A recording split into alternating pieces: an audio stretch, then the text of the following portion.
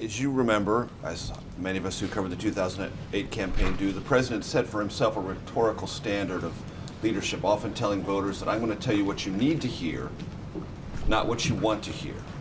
For those in the individual insurance market, did the president tell them all that they needed to hear, or principally what they wanted to hear? Major, what I can tell you is that the president addressed this head on yesterday, and as I talked about yesterday and in previous days, the Affordable Care Act because they heard mandates something that they believe those represented a promise, and they feel they may work through the process as you've laid out and find that their insurance is better, but at least initially they feel, and this is represented in a lot of different places, not just anecdotally, they feel that they were, if not lied to, misled, or that a standard that the president said wasn't met. Again, I can point you to what I've said before, and more importantly, what the president said yesterday. Yes, I heard him. And the fact of the matter is, if you had insurance on the individual market prior to the passage of the Affordable Care Act, and you have that plan today, you can keep it. You're grandfathered in forever, no matter how crummy the plan is. But if your insurer threw you off that plan last year and then offered you something else that was worse, and you took it because you had no other alternative, that plan doesn't get to meet the minimum standards level that are set by the ACA, by the Affordable Care Act, and nor should it.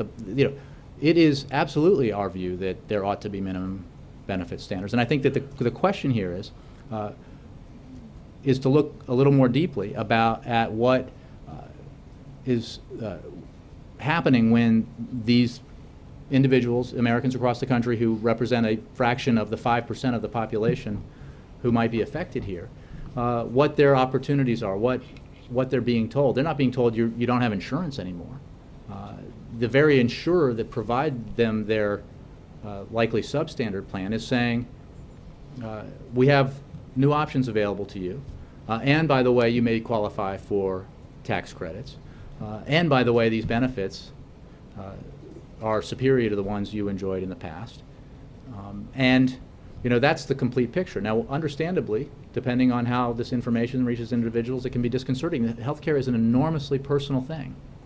And I think it's incumbent on all of us. And we take responsibility for making sure that we get the information that these Americans need out to them as effectively as possible. And I ask everyone here to do the same, which means not airing stories that leave out the fact that this is about 5%. So when a network, for example, airs a story about an individual and suggests that what's happened to her might happen to anyone in the country, when that's not the case, because you're creating fear and alarm that only makes it harder for these people who are making very personal decisions about their health care.